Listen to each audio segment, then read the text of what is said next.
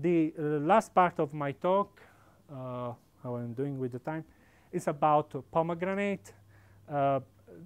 Pomegranates, I think all of you know these crops, originally from Central Asia, and it's really a fantastic crop.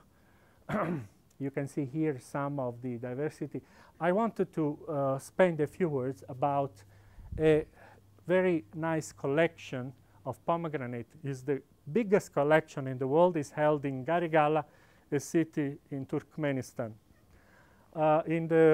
Few years ago, I traveled to Garigala together with Mohabbat, our colleague from Central Asia, and the objective was to look at this collection, 1,117 accessions, because we were told that there were serious problems for the maintenance of this collection, and we wanted to make an assessment. So here is Mohabbat that is talking about the collection. This is in the field gene bank. So you have these thousands of accessions, one next to the other. And we went through the collection and characterized not all 1,000, but a good number of it.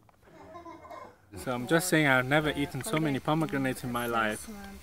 And it's just noon. So what happened in the next 3 days? Very nice. Lots of different taste, flavors, shape, seed hardness.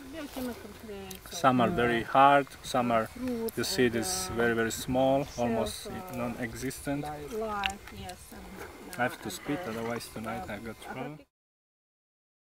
So one word I wanted to say about all those people like this Professor Gregory Levin that spend their entire life to conserve these treasures. In this case is our ruby treasure, but I'm sure many of you know colleagues that spend their entire life to conserve cowpea or wheat or barley.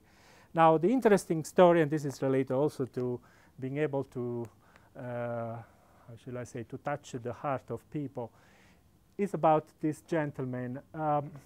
At the time of my expedition to Turkmenistan, we brought with us a journalist, Anna-Marie Roof, and this journalist, she interviewed me while we were there.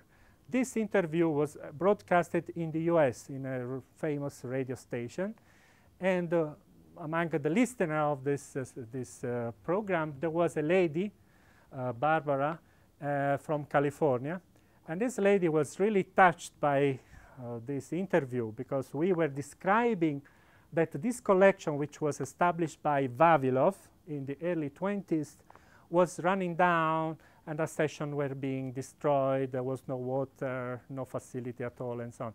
So she sent us, imagine this woman, as a first contribution, $500 to make a little brochure, which we did. It's just a leaflet. This leaflet was distributed to universities and other partners in California. She was able to raise additional money to come to Turkmenistan and to meet this gentleman. Here you can see is a young man, the curator of this collection. And listening to his story, they developed, she was the ghostwriter, but he had these notes. They wrote this wonderful book about pomegranate roads. It's about the life of this person who survived the siege of Leningrad. As you know, during the war, Leningrad was sieged by the Nazi, and many people died, including the father of this person. And he eventually survived and went to Turkmenistan to work on this collection. And unfortunately, given after the fall of the USSR, there was no money available for this station to upgrade and to do the basic stuff.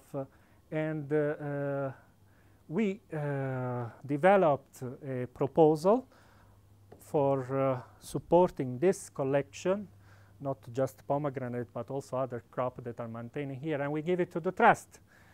So the trust approved, and a project to upgrade this and another collection in Kazakhstan started. So it was also a successful story, I would say. And I thank you for your listening, and if you have any question, I will be happy to respond. Thank you.